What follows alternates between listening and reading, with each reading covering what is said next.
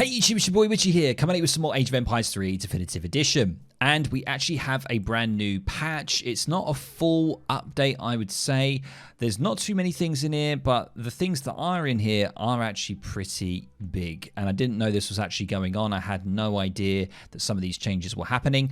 So without further ado, let's get into it. And I'll be scrolling down here and we'll be going through each civilization. But let's first have a look at the general kind of stuff here. So let's first have a look at Culverin.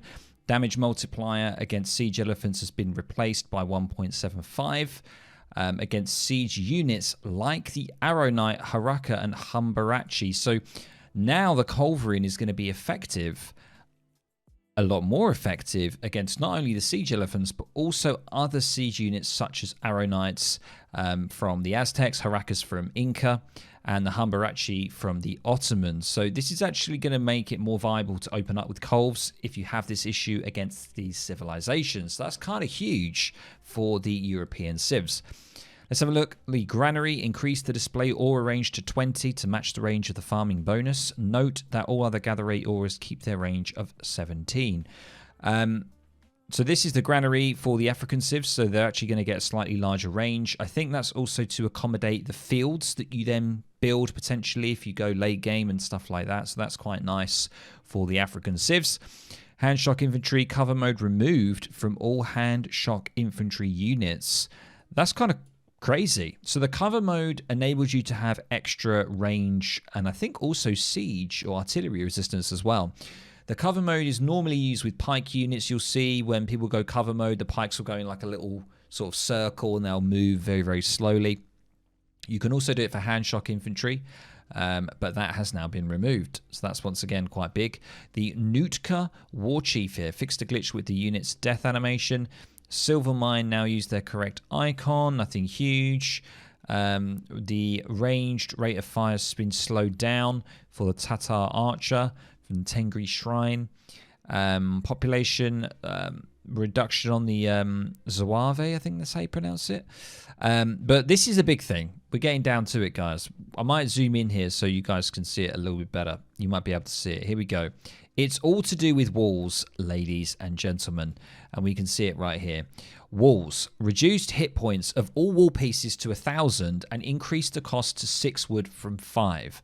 So that is like a 20% increase if you do it in percentages. But the main thing is the hit points. And this is really crucial. This is going to change up a lot of things with treaty players as well. And also people who are doing any walls. Before, we always used to say, do pillarless walls. And the reason that is because you save wood from the pillars and it's still as effective. However, now the pillars will provide a buff and an increase of the HP of the wall from 1,000 to 1,500. We can see this right here. We can see that wall segments and wall pillars, two different things. So the wall pillar, the construction time is mega quick. It's 1 second now compared to 5 seconds. So boom, and it's there.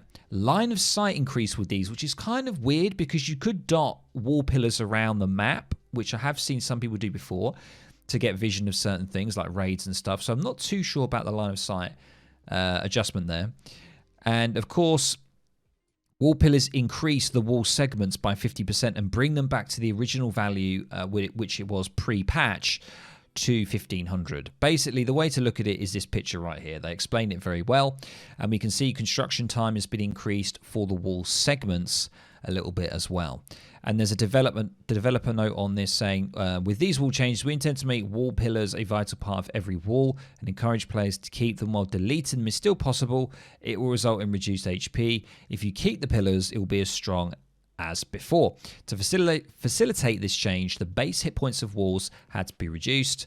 Improvements to wall cards and technologies in this patch are therefore only counterbalancing these loss base hit points and should not be understood as a boost to walls in general. There we go. Pretty big on there. I thought I would show that to you guys. I'm just going to zoom out just a tad here. Like I say, cards and technologies. I'm not going to go through all of these. Any that sort of jump out as me as quite a sort of popular common card and that might be a sort of a big change. The Sumptuary Laws here is one for the Asian civs. The resource trickle rates have been increased to 0.35 per second, up from 0.3. That's quite big. So that could be a potential option for like China, for example, as a nice card. Crossbow shipments, fix the non-functionality shipment. Okay, so that's pretty much that. Moving on to civilizations, guys, the big one. This is a big one for Aztec. Arrow Knights are now classified as heavy infantry. You heard it here. This is a big oof. The reason this is a big oof is because basically Arrow Knights can now not only be countered by culverins, as we saw above, but they can now also be countered by simply normal artillery and also light infantry. So Falconets can probably do decent damage against Arrow Knights now, if they do ever get in range of them, of course. But mainly now it's going to be Culves are going to be way more of a problem, and also just any kind of light infantry, any kind of skirmisher unit is going to be an issue now for the Arrow Knights. So big nerf there once again to Aztec with their Arrow Knights. I don't know how I feel about it. We're going to have to see. There's an Age 2 card here for Jaguar Prowl Knights. That's also been reduced to 12 from 16.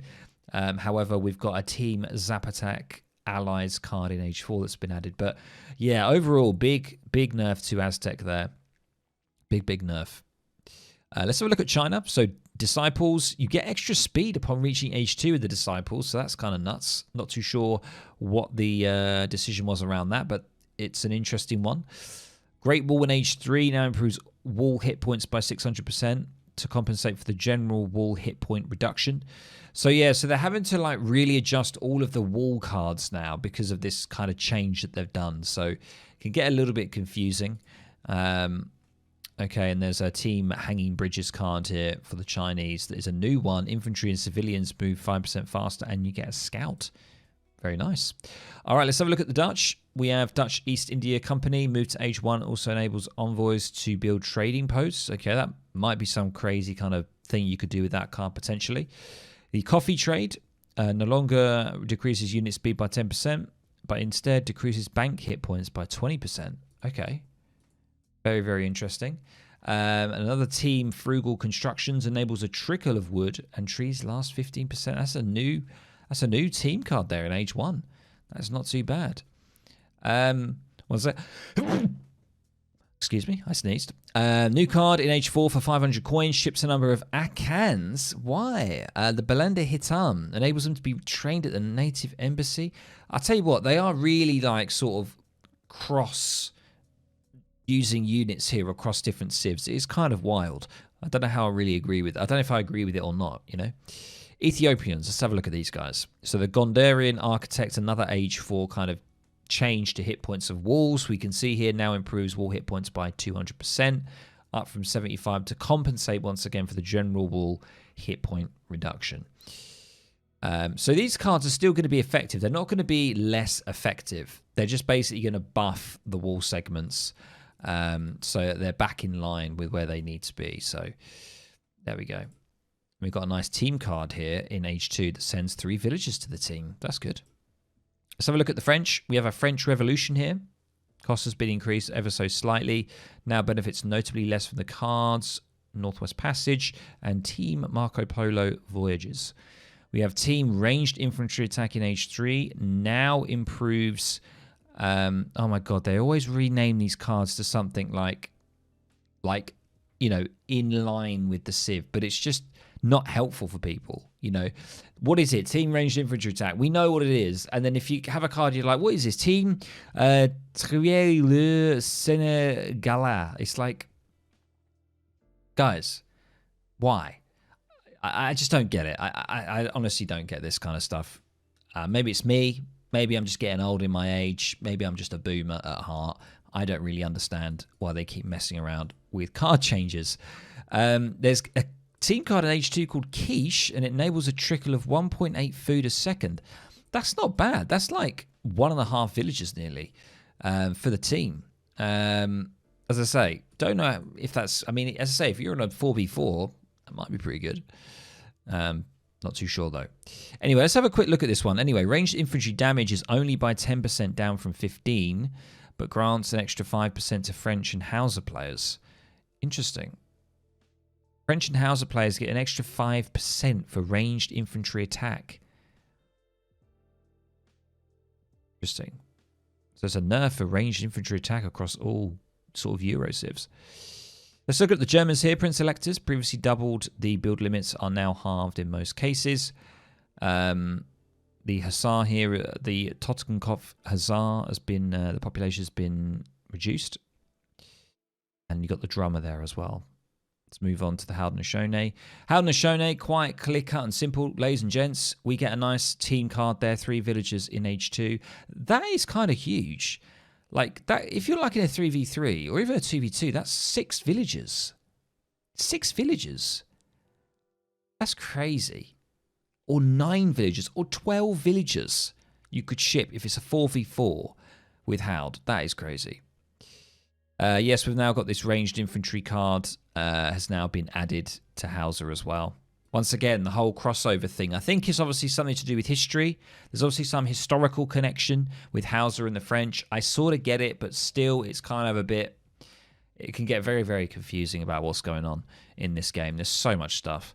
Okay, Inca. A civ that I've been playing recently. If you've been catching my streams, make sure to check them out. I'm going to have one coming up in the next couple of days as well, where I'm playing Inca. Let's have a look. So the Chasquis, obviously a lot of change around them. They're good against mercenaries, yada, yada, yada, when you get the Chasquis support card.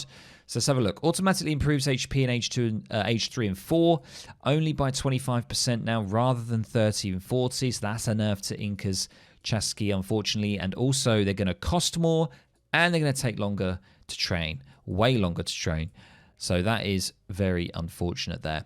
I think what they need to do with the Chasqui is just make them really good at mercenaries, but good against nothing else. Just do that. Leave everything the same, but make them just absolute dog shit against any other unit apart from mercenaries. And then that's it. And then then you know the Chasqui is the ultimate unit to be used against mercenaries, and that is the option for Inca, rather than like nerfing everything about it. Just adjust that, I think, would probably be the better thing to do, to be honest. Moon Ceremony, all wood gatherers on the community plaza now generate 20% less wood with 1 gatherer, but roughly 10% more with about 10 or more gatherers. Once again, this is unfortunate to see. The Moon Ceremony is quite a big kind of play with Inca. It helps you get your wood trickle and your boom when you go for the Cancha boom. They're obviously now addressing this, and it generates 20% less wood, which is kind of huge. Also, we see an H3 card here. Cancha houses now generate wood down from 0.6. Okay, so yeah, I don't really use that card. And then we've got Inca walls. Obviously, that's now being changed as well. So yeah, so some big nerfs there for Inca, unfortunately. So it looks like natives are getting absolute pounding. We've had Arrow Knights getting wrecked in for Aztecs. We've now got the Chasqui. We've got the Moon Ceremony. Yeah, lots of things hitting Inca and Aztec at the moment. Let's have a look at the Indians, though, because they're not really played that much. I don't see them that much. Got some good news for the Sepoys, though. They're now going to be a lot more effective against cavalry. However, their base melee is going to be slightly reduced, but I think overall that's good. So hopefully we're going to see India a little bit more.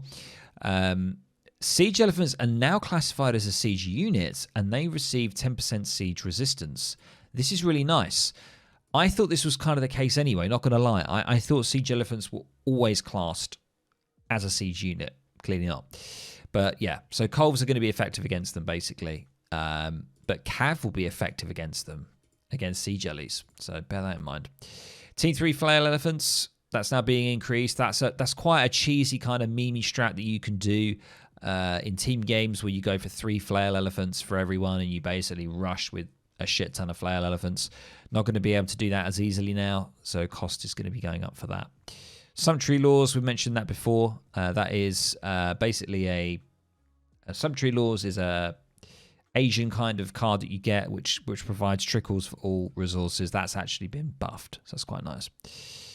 Italians, we've got the Marco Polo Voyages, now also improves villager speed. Very nice. Team Cavalry Attack, card added, and grants 5% damage plus 5% to Italian Cavalry. Oh my god. Okay. Merchant Republics, future trade route income increased by 40%. Another buff. The Carabinieri now also replaces existing dragoons on the map with Carabinieri, if that's how you say it. So some slight nerfs, sorry, slight buffs there for Italy. Not too bad, not too bad. Let's have a look at Malta. Not really sort of shown too much. We got the Dereading Towers. I don't know whether that's the fire attack one. You guys can let me know down in the comments. I don't know all these cards off by heart. There's so many of them. But that is now being moved to age 2 from age 3. So that's nice. Merchant Republics. Once again, same with the Italy. Order Longbow. Fix the missing multipliers. Okay, so that's fine. And Frugal Constructions enables a trickle of wood and trees last longer. Okay, that's actually quite good as a team card as well. Moving on to Mexico. A lot of stuff here. A lot of stuff. And I'm going to be honest with you guys. My knowledge of Mexico is relatively limited. Something interesting that I have noted right at the bottom there is the infinite card for the Texas Revolution. You get 4 Gatling guns and you can constantly keep making those, which is kind of nuts.